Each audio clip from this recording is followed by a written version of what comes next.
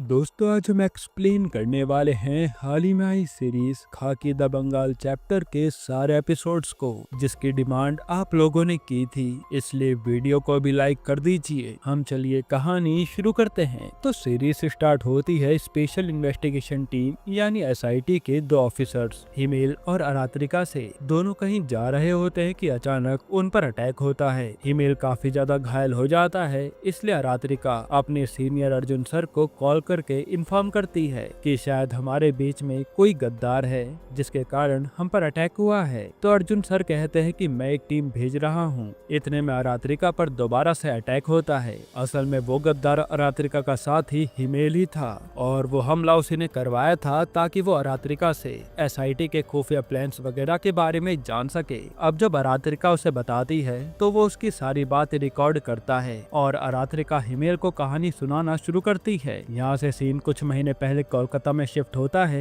जहाँ दो बदमाश स्कूल से आ रहे एक बच्चे को किडनैप करने वाले थे, पर वो गलती से किसी और बच्चे को किडनैप कर लेते हैं क्योंकि दोनों ही बच्चे दिखने में सेम थे। किडनैपिंग के बाद उन्हें पता चलता है कि वो बच्चा मिनिस्टर का पोता है जिसे वो उठा लाए थे। ये खबर मिलते ही मिनिस्टर एक और बड़े मंत्री वरुण राय के पास पहुँचता है। मिनिस्टर वरुण से कहता है कि अगर उसके पोते को कुछ भी हुआ तो वो उन सबकी पोल खोल देगा। ये सुनकर वरुण मिनिस्टर के पोते को ढूंढने के लिए पूरी पुलिस फोर्स लगा देता है। फिर हम देखते हैं ऑफिसर सप्तऋषि को, जिसके सीनियर्स उसे शंकर बरुआ के बारे में बताते हैं, एक खतरनाक गैंगस्टर जो बागा नाम से जाना जाता है। बागा का नेटवर्क पूरे वेस्ट बंगाल में फैला था। सप्तऋषि के सीनियर्स उसे कहते हैं कि मिनिस्टर के पोते की किडनैपिंग में बागा का ही हाथ होगा। साथ ही वो उसे बागा की कहानी बताते हैं कि सालों पहले बागा अपनी माँ के साथ वेस्ट बंगाल आया था, तब उसका सामना एक बड़े डॉन से हुआ। उस डॉन की बागा की माँ पर बुरी नजर थी, जिसके चलते बागा ने उससे बगावत कर ली। लेकिन वो डॉन बागा की माँ को छेड़ता रहा तो आखिरकार बागा ने उस डॉन को ही मार डाला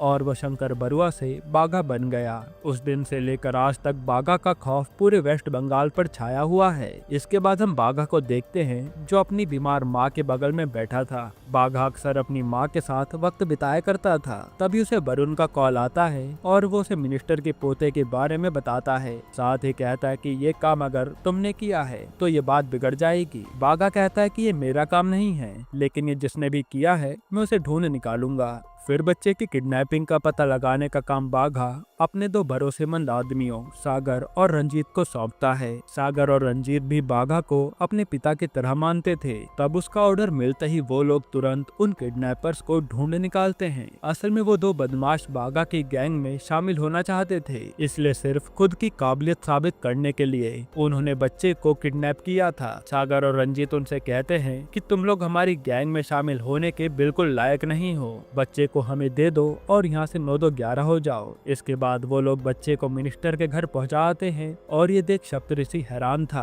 कि भला ये काम इतनी जल्दी कैसे हो गया। फिर अगले सीन में हम निवेदिता नाम की लेडी को देखते हैं और निवेदिता आने वाले इलेक्शंस की उम्मीदवार थी। फिलहाल उसने इस बात को मुद्दा बनाया हुआ था कि जब मिनिस्टर का पोता किडनैप होता है तो पुलिस उसे 24 घंटे में ढूंढ निकालती है। वहीं वो 4000 बच्चे आज तक लापता हैं, उनका क्या। यही बातें निवेदिता डायरेक्ट सीएम से भी कहती है और सीएम के पास इसका कोई जवाब नहीं था। फिर ये सब देख वरुण सोचता है कि इस निवेदिता का कुछ करना पड़ेगा, नहीं तो हमारी पार्टी का कबाड़ा हो जाएगा। अब अगले सीन में हम बागा को देखते हैं जो कुछ लोगों से एक शिप की डील कर रहा था। शिप खरीदने के लिए बागा ने उन्हें 5 करोड़ रुपए ऑफर किए थे, लेकिन जब वो आदमी नहीं मानता तो बागा उसकी जान ले लेता है। इधर बागा की माँ का स्वर्गवास हो जाता है और ये खबर मिलते ही बागा तुरंत अपने घर पहुँचता है और बागा ने अपनी माँ के देहांत की खबर अपने बेटे चीना को भी दे दी थी। फिर देहांत में सागर और रंजीत भी मौजूद थे। हालांकि उन्हें मन ही मन अच्छा लग रहा था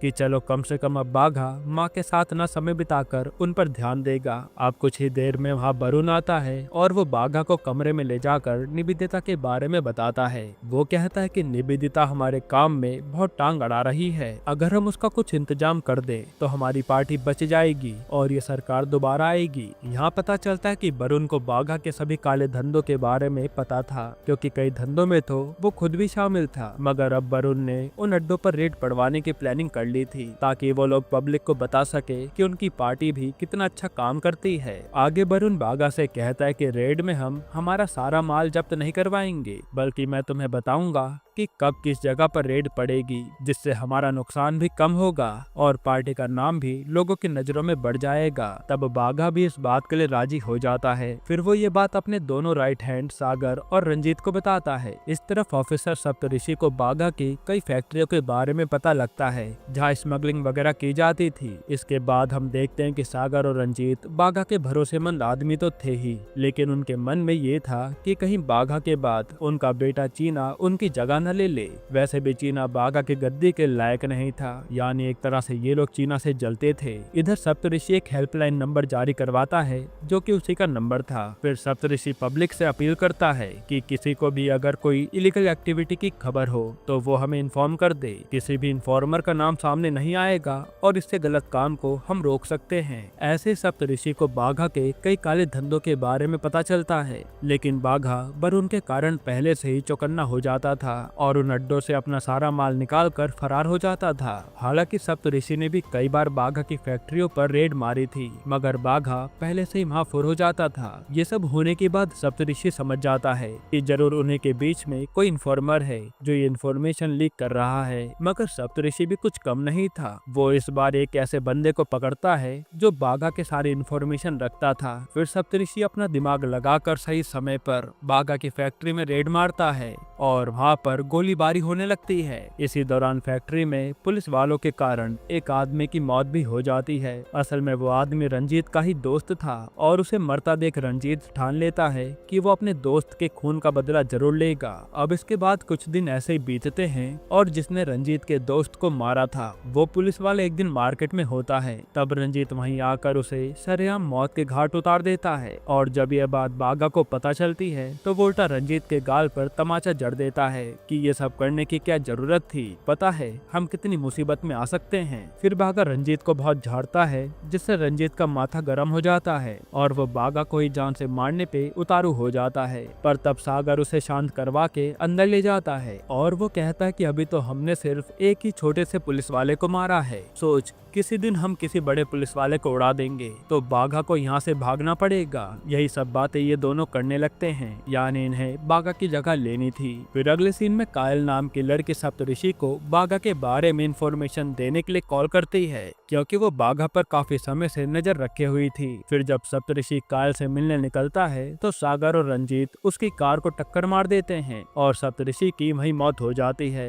अब इसके बाद हमें IPS अर्जुन मेहता को दिखाया जाता है जो कोलकाता में ही किसी क्रिमिनल्स का शूट आउट कर रहा था। उसे काफी सारे क्रिमिनल्स का पता लगा था जिन्हें उसने उन्हीं के अड्डों पर जा कर मारा था। उनमें से एक तो किसी बड़े मिनिस्टर का भांजा भी होता है, पर इससे अर्जुन को जरा भी फर्क नहीं पड़ता और वो उसे भी मौत के घाट उतार देता है। फिर अगली सुबह इधर सप्तऋषि की लाश उसी घर के सामने मिलती है। इसके बाद हमें कई साल पहले फ्लैशबैक में सागर को बाघा से डील करते हुए दिखाया जाता है। तभी अचानक वहाँ कुछ गुंडे फायरिंग करने लगते हैं। तब सागर बाघा की जान बचा लेता है और उसी समय से सागर बाघा का चहेता बन जाता है। यही कारण था कि बाघा सागर पर इतना विश्वास करता था। खैर प्रेजेंट में बाघा सागर और रंजीत को कॉल करके कहता है कि ये काम तुम्हारा ही है ना, तुम दोनों ने सप्तऋषि को मारा है। तो वो लोग कहते हैं कि नहीं सर, हमने उसे नहीं मारा। मगर ये कोई छोटी मोटी बात नहीं थी। शहर में एक IPS ऑफिसर का खून हो गया था। इस पर बाघा अपने सभी लड़कों को कॉल करके अंडरग्राउंड होने को कहता है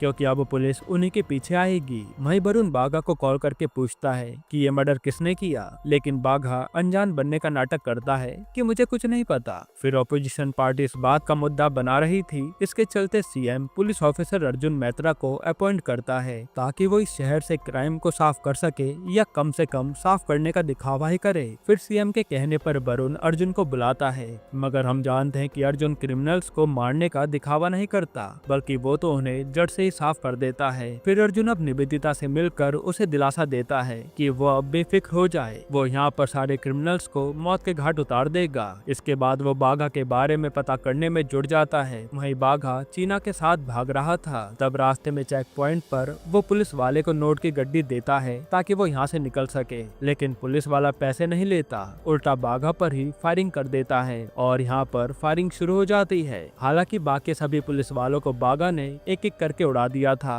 और इसमें बाघा के भी गोलियां लग जाती जाती है। तब चीना जैसे तैसे करके बागा को वहाँ से निकाल कर ले जाता है और बागा की हालत काफी ज्यादा खराब थी। फिर कुछ देर बाद अर्जुन उस चेक पॉइंट पर पहुँचता है और सब कुछ एग्जामिन करता है। इधर चीना एक लोकल डॉक्टर को बुलाकर बागा का इलाज करवाता है। फिर बागा वरुण को कॉल करके बताता है कि उसकी जान खतरे में है। इस पर वरुण कहता है कि मैं फिलहाल तुम्हारी कोई मदद नहीं कर सकता, कुछ दिन तुम्हें अंडरग्राउंड रहना पड़ेगा। इधर अर्जुन को पता चलता है कि बागा का एक आदमी पिंटू घर के अंदर कैद है और पुलिस को उस जगह जाने नहीं दिया जा रहा। तब अर्जुन खुद जाकर पिंटू को घसीटकर उसके घर से बाहर निकालता है और सब कुछ पूछता है। इस पर पिंटू डर के मारे सब कुछ बता देता है। वो कहता है कि बागा अपने छोटे बेटे चीना के साथ फरार हुआ है और वो कहाँ छिप सकता है ये भी पिंटू अर्जुन को बताता है। दूसरी तरफ निवेदिता ने ये मुद्दा उठाया था कि शहर में एक आईपीएस ऑफिसर की मौत हो गई और सरकार आंख मूंदे सो रही है। अगर सीएम पुलिस ऑफिसर की सेफ्टी का जिम्मा नहीं उठा सकते तो उन्हें इस्तीफा दे देना चाहिए। इन सब से सीएम को बार बार इस केस से जुड़े सवालों के जवाब देने पड़ रहे थे। ये देख सीएम सोचता है कि अगर उसने अभी कोई एक्शन नहीं लिया तो पार्टी उसके हाथ से चली जाएगी। इसी सिलसिले में वो वरुण के साथ मिलकर डिस्कशन करता है। इसके बाद अर्जुन उस डॉक्टर के पास पहुंच जाता है जिसने बागा का इलाज किया था। तब डॉक्टर कहता है कि वो किस जगह छिपे हैं ये तो मुझे नहीं पता, पर थोड़ी देर में चीना मुझे लेने आएगा क्योंकि मुझे बागा की ड्रेसिंग करनी है। ये सुनकर अर्जुन वहीं कहीं छुप जाता है चीना के इंतजार में। फिर चीना वहाँ आता है पर डॉक्टर को डरा हुआ देखकर वो समझ जाता है कि यहाँ कुछ तो गड़बड़ है और वो तुरंत वहाँ से भाग निकलता है। तब रास्ते में अर्जुन जैसे तैसे चीना को धर दबोचता है। इस तरफ वरुण सागर और रंजीत को अपने पास बुलाता है तो वो लोग कहते हैं कि वो इस समय अंडरग्राउंड हैं इसलिए वो अभी नहीं आ सकते। तो वरुण उनसे वादा करता है कि वो उन्हें कुछ भी होने नहीं देगा। जो सुनकर दोनों वरुण से मिलने उसके घर पहुंचते हैं। उस समय वहाँ पर कोई पार्टी चल रही थी तो वरुण सागर से कहता है कि तुम्हारे आजकल बहुत चर्चे हो रहे हैं, अगर तुम पॉलिटिक्स में उतरोगे तो तुम्हारा अच्छा खासा नाम हो जाएगा। अभी जो इलीगल धंधे तुम कर रहे हो ना उन्हें दुगना कर सकते हो। तुम्हें टिकट और समर्थन मैं दिलवा दूंगा, बस बदले में तुम्हें मेरा एक काम करना होगा और वो काम है कि तुम्हें बागा को मारना है। ये सुनकर पहले तो सागर चौंक जाता है पर लालच के चक्कर में सागर और रंजीत दोनों इस बात के लिए मान जाते हैं क्योंकि उन्हें तो कब से इसी दिन का इंतजार था। इधर अर्जुन चीना से बार बार बागा का पता पूछता है और कहता है कि हम उसका इनकाउंटर नहीं करेंगे, बस उसे अरेस्ट करेंगे। तो चीना कहता है कि मैं जानता हूँ कि तुम लोग मेरे पापा को मार दोगे। हालांकि चीना अर्जुन की बातें सुनने के बाद अर्जुन को बागा का ठिकाना बता देता है, मगर वहाँ अर्जुन के पहुँचने से पहले सागर और रंजीत पहुँच जाते हैं और बागा खुद भी ये जानता था कि वो दोनों जरूर वरुण के कहने पर वहाँ आए होंगे। इसके बाद वो लोग बागा को शूट करके वहाँ से निकल जाते हैं और उसी समय अर्जुन अपनी टीम के साथ वहाँ एंट्री मारता है तो वो देखता है कि सागर और रंजीत ने सीधा बागा के माथे पर गोली मारी थी, तो अब उसके बचने का तो कोई सवाल ही पैदा नहीं होता। ये देखकर अर्जुन निराश हो जाता है। अब इसके बाद हमें 1988 का फ्लैशबैक दिखाया जाता है जहाँ निवेदिता के साथ एक सोम नाम का लड़का था जो कि पहले उसी की पार्टी का लीडर था, लेकिन एक दिन दंगे में भगदड़ मची और उसी में चोटिल होकर सोम कोमा में चला गया था और ये देखकर निवेदिता पूरी तरह से टूट गई थी। अब प्रेजेंट में सीएम मीडिया वालों से कहता है कि आईपीएस ऑफिसर सप्तऋषि की मौत का बदला हमने ले लिया है और पुलिस ऑफिसर अर्जुन ने बागा को मार गिराया है। हमारे पुलिस वालों ने बहुत ही सराहनीय काम किया है। अब ये करतब दिखाने के बाद सीएम की पार्टी एक बार फिर बच जाती है और यहाँ चीना को लग रहा था कि अर्जुन ने बागा को मारा है, पर अर्जुन उसे कहता है कि अगर मुझे उसे मारना होता तो मैं सबके सामने मारता, ऐसे छिपते छिपते नहीं। हालांकि अब तक अर्जुन सरकार के पक्ष में काम कर रहा था, लेकिन अब वो वाकई में कोलकाता से सारा क्राइम मिटाने का सोच लेता है क्योंकि अब उसे बर्दाश्त नहीं हो रहा था कि ऐसे कैसे कोई भी किसी को मार सकता है। फिर इसके लिए अर्जुन भी सप्तऋषि की तरह एक हेल्पलाइन नंबर जारी करवाता है ताकि लोग उसे कॉल करके कहीं भी हो रहे क्राइम के बारे में खबर कर सके, वो भी बिना डरे। साथ ही वो इसके पीछे सीएम का नाम भी जोड़ देता है कि सीएम ने ऐसा करने को कहा है, इसलिए अब उसे कोई भी रोक नहीं सकता। वहीं जब सीएम को इस बारे में पता चलता है तो वो भड़क जाता है और वो अब चाहकर भी अर्जुन का ट्रांसफर नहीं कर सकता। इसके बाद वो अपना सारा गुस्सा वरुण पे निकालता है। फिर थोड़ी देर बाद वरुण सीएम को एक कमरे में लेकर जाता है और जोर का तमाचा लगाता है। इससे ये बात साफ हो जाती है कि स्टेट का सीएम भले ही कोई और था, मगर सारी पावर वरुण के पास थी। इधर सागर और रंजीत अब लोगों के सामने आ जाते हैं क्योंकि बाघा तो मारा जा चुका था और लोग भी यही समझ रहे थे कि सप्तऋषि को बाघा ने ही मारा होगा। इसके बाद सागर और रंजीत ऐलान करते हैं कि जो भी काम बाघा ने अधूरे छोड़े थे वो लोग उन्हें पूरा करेंगे। इसके बाद अर्जुन उन दोनों को पुलिस स्टेशन बुलाता है और कहता है कि मैं जानता हूँ कि तुमने क्या किया है। इसी दौरान रंजीत अर्जुन को बहुत ऐंठ के दिखा रहा था तो अर्जुन रंजीत को मुर्गा बना देता है, साथ ही वो सागर को भी मुर्गा बनने के लिए कहता है। तब सबके सामने खुद की बेइज्जती होती देख सागर और रंजीत गुस्से से लाल हो गए थे और उनका बस चलता तो वो अर्जुन को वहीं मार डालते, मगर अर्जुन जैसे बड़े ऑफिसर को मारना इतना आसान नहीं था, इसलिए अब उन्हें पावर चाहिए होगी। इसके बाद वहाँ से निकलकर सागर सीधा वरुण के पास पहुँचता है। वो कहता है कि मुझे टिकट और सपोर्ट चाहिए जैसा आपने कहा था, लेकिन वरुण अपनी जुबान से मुकर जाता है। वो कहता है कि ये सब इतनी जल्दी नहीं होता, इसमें थोड़ा वक्त लगता है। तब वरुण की बातें सुन सागर समझ गया था कि वरुण अपनी बात से पलट गया है। इधर कायल अर्जुन के हेल्पलाइन नंबर पर कॉल करके उसे कहती है कि वो बाघा के सारे इलीगल धंधों के बारे में अर्जुन को बताना चाहती है और वो कहते कि बाघा असल में एक बहुत बड़ा ऑर्गन माफिया था। वो राह चलते लोगों को किडनैप करवा के उनके ऑर्गन्स निकलवा लेता था और फिर उन्हें जान से मरवा देता था। इतना ही नहीं, वो सबूतों को मिटाने के लिए उन मरे हुए लोगों के कंकाल को भी दूसरे देश में बेच देता था। अब जैसे अर्जुन को ये सब पता चलता है तो वो बिना समय गवाए बाघा की उसी फैक्ट्री पर रेड मारता है। तब फैक्ट्री के सभी लोग हाथों में गन लिए तैनात हो जाते हैं, लेकिन ऑफिसर अर्जुन की टीम फैक्ट्री के सभी लोगों को मार गिराती है। वहीं उनके हाथ ढेर सारे कंकाल भी लगते हैं जो आज ही विदेश पहुंचाए जाने वाले थे, यानी अब अर्जुन के हाथ में सबूत भी लग गए थे। फिर जब सीएम को ये खबर मिलती है तो वो पूरी तरह हैरान हो जाता है क्योंकि ये तो सप्तऋषि से भी बड़ा केस है और ऑपोजिशन तो बैठा ही था सरकार के विरोध करने के लिए। इधर सागर और रंजीत जानते थे कि यही मौका है वरुण से अपनी मांगे पूरी करवाने का, तो वो लोग उसे कॉल करके कहते हैं कि उन्हें टिकट और सपोर्ट दोनों चाहिए, जो सुनकर वरुण मान जाता है। इधर अर्जुन कायल के पास पहुंचता है तो वो उसे कहती है कि मैं जानती हूँ कि सप्तऋषि को बाघा ने नहीं बल्कि सागर और रंजीत ने मारा था, क्योंकि कायल ने ही सप्तऋषि को मिलने बुलाया था और जब वो उसे मिलने आ रहा था तब सागर और रंजीत ने उसका एक्सीडेंट कर दिया। फिर उन्होंने सप्तऋषि की गोली मार कर जान ले ली। उस समय कायल वहीं थी और छिपकर ये सब देख रही थी। अब अर्जुन पूछता है कि क्या तुम कोर्ट में गवाही दोगी? अगर हाँ तो तुम्हारी सुरक्षा का इंतजाम मैं करवाऊंगा। तब कायल कोर्ट में गवाही देने के लिए मान जाती है। इसके बाद अर्जुन सागर और रंजीत को गिरफ्तार करने जा ही रहा होता है कि तभी उसे कमिश्नर का कॉल आता है। कमिश्नर कहता है कि मैं जानता हूँ तुम कहाँ जा रहे हो, अभी के अभी वापस लौट आओ। हालांकि अर्जुन कमिश्नर की बात न मानते हुए सागर और रंजीत को अरेस्ट करने चला जाता है। यहाँ सागर उस समय टिकट मिलने की खुशी में जश्न मना रहा था। इतने में अर्जुन को एक और कॉल आता है। तब उसे खबर मिलती है कि किसी ने कायल और उसके पिता को मार डाला। ये सुन अर्जुन के होश उड़ जाते हैं और पता चलता है कि ये सब वरुण का किया कराया है, क्योंकि अब अर्जुन सरकार के खिलाफ काम करने लगा था और वो लोग उसका ट्रांसफर भी नहीं करवा सकते थे, जिसके बाद उसे जानबूझकर सीएम कैंपेन में सिक्योरिटी देने के लिए भेज दिया जाता है ताकि वो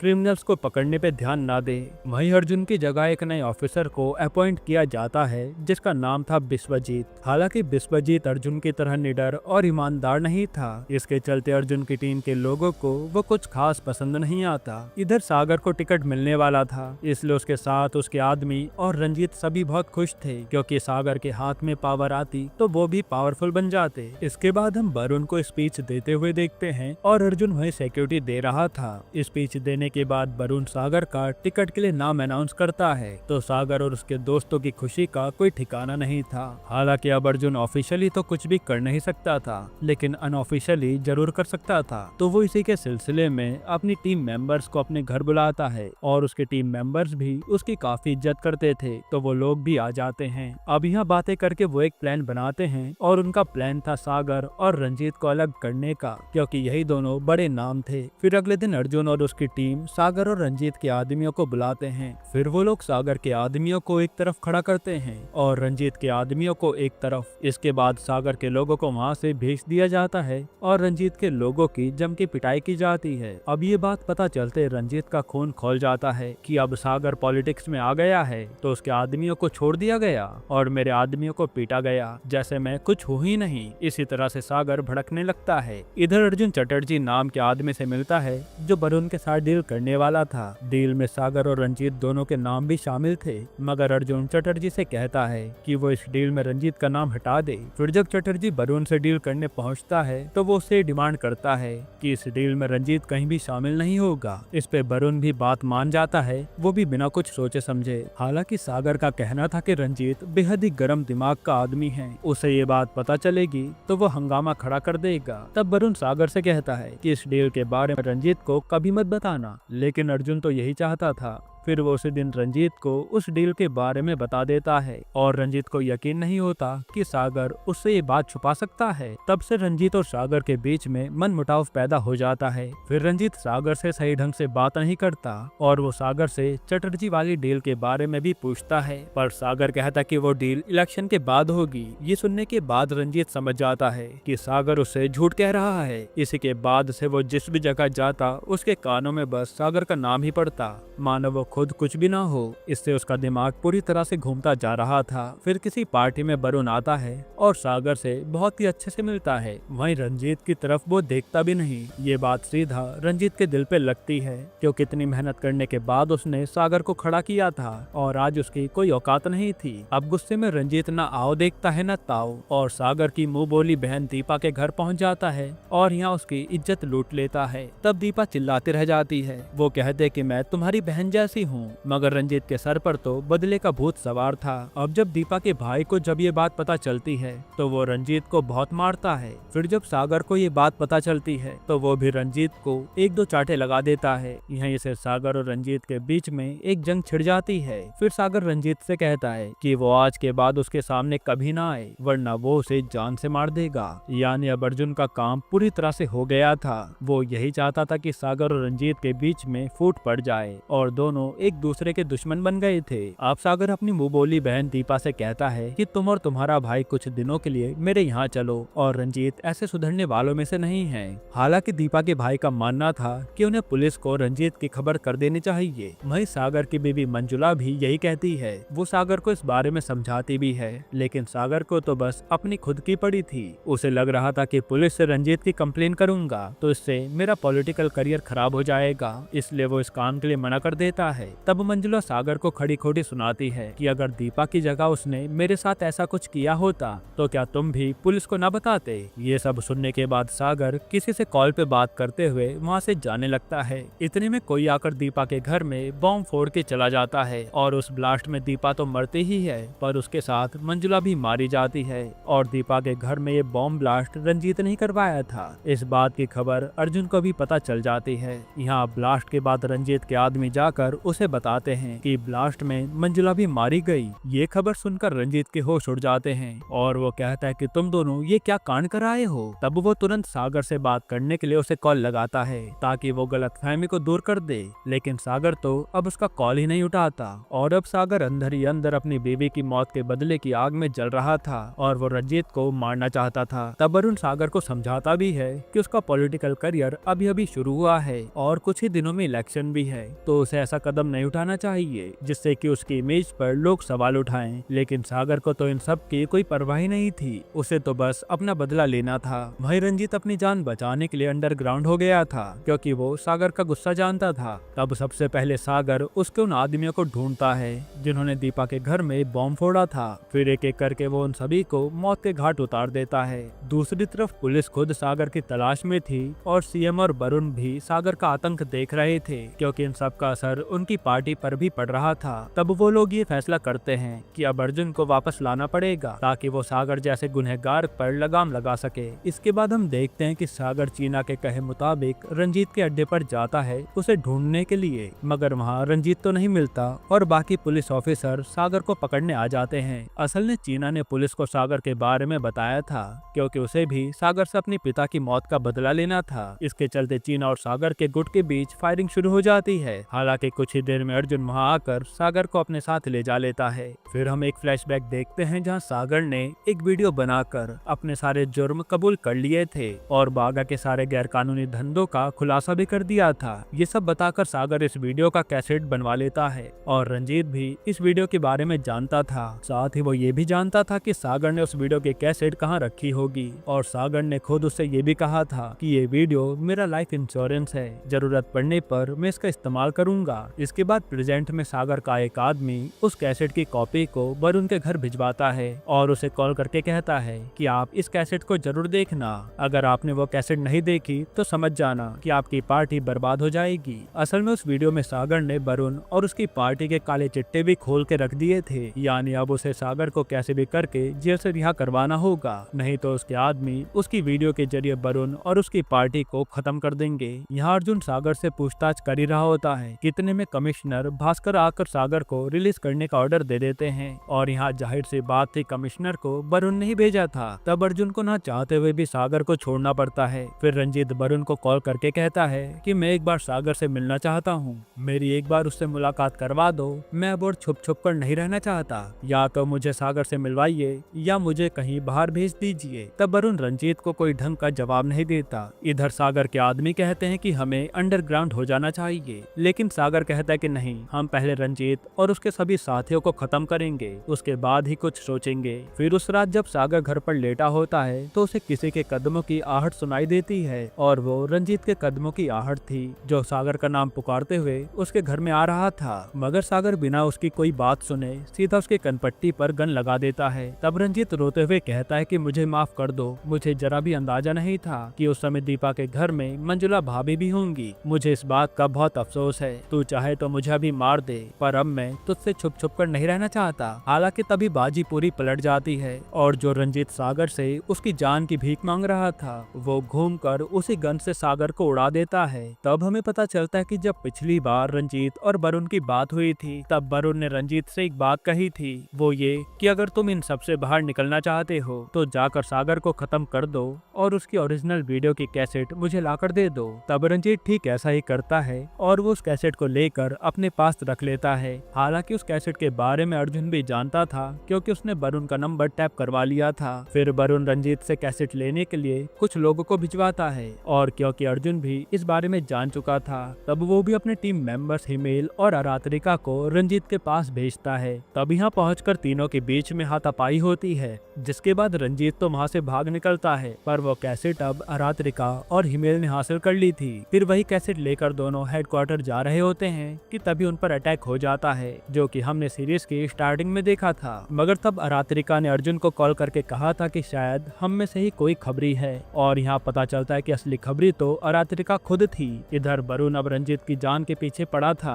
असल में उसका प्लान यही था कि वो कैसेट लेकर रंजीत को मरवा देगा, मगर अब तो उसके पास से कैसेट छीन चुकी थी। तब रंजीत उसकी चाल पहचान जाता है और कहता है कि कर ले तुझे जो करना है, और हम समझ पाते कि रंजीत खुद भी वरुण को मारना चाहता था। इधर अरात्रिका अर्जुन की गिरफ्त में होती है तो अर्जुन कहता है कि अब जब तुमने अपना बयान दे ही दिया है तो ये भी बता दो कि आखिर तुमने ऐसा क्यों किया। इस पर अरात्रिका बताती है कि जब कुछ महीनों पहले वो किसी केस के चलते एक औरत से पूछताछ कर रही थी तब उसने उसे इतना ज्यादा पीट दिया कि उसकी जान चली गई थी और अरात्रिका ने सोचा कि अब उसकी नौकरी चली जाएगी, इसलिए उसने जाकर वरुण से मदद मांगी थी। वरुण ने तब अरात्रिका से कहा था कि मैं तुम्हारी मदद करूंगा, पर तुम्हें भी समय आने पर मेरी मदद करनी होगी। फिर जब समय आया तो वरुण ने उससे इस तरह की मदद मांग ली, यानी उसने रंजीत से कैसेट छिनवाया था और अरात्रिका ने खुद की नौकरी बचाने के लिए कई पुलिस वालों की जान दांव पर लगा दी थी। इधर रंजीत प्लान बनाता है कि जब वरुण सुबह वॉक पर निकलेगा तब वो जाकर उसको खत्म कर देगा। तब इसकी टिप अर्जुन को भी कहीं से मिल जाती है कि रंजीत सुबह वरुण को मारने वाला है। फिर अगली सुबह वरुण रोज की तरह जॉगिंग करने निकलता है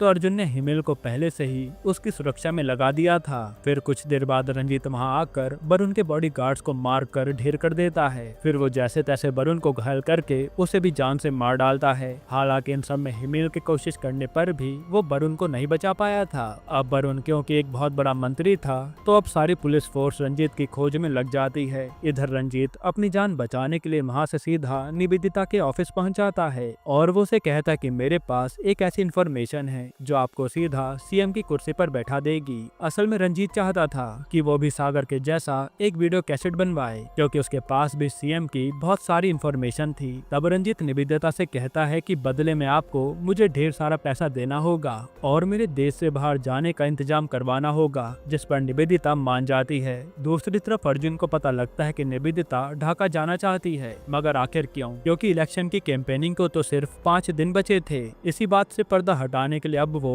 निवेदिता के नंबर को ट्रेस करवा लेता है। इधर रंजीत ने अपना हुलिया पूरी तरह बदल लिया गया था और निवेदिता भी उसके साथ जाने वाली थी, यानी निवेदिता ही रंजीत को बचा रही थी। मगर निवेदिता ने उससे कहा था कि हम एक ही फ्लाइट से जाएंगे, लेकिन अलग अलग, ताकि किसी को हम पर शक न हो। इसके बाद रंजीत एयरपोर्ट तक बचते बचाते पहुंच जाता है, पर निवेदिता को अर्जुन पकड़ लेता है। अर्जुन कहता है कि मैंने तुम्हें एक अच्छी नेता समझा था, लेकिन तुम भी औरों की तरह ही निकली, जो पावर के लालच में एक क्रिमिनल का साथ दे रही है। वहीं एयरपोर्ट पर रंजीत अपना बोर्डिंग पास क्लियर करवा के अंदर तो चला जाता है, पर वहाँ अर्जुन आकर अपना दिमाग लगाता है और वहीं से उसे पहचान कर पकड़ लेता है। तब दोनों के बीच में जमकर फाइट होती है और अंत में रंजीत को मौत के घाट उतार दिया जाता है, यानी अर्जुन ने क्राइम को साफ तो कर ही दिया था। फिर हम देखते हैं कि अर्जुन रंजीत का कैसेट निवेदिता को दे देता है, साथ ही वो अपने तरफ से भी उसे सीएम से जुड़े कुछ राज बताता है। और अर्जुन ऐसा इसलिए करता है क्योंकि वो जानता था कि निवेदिता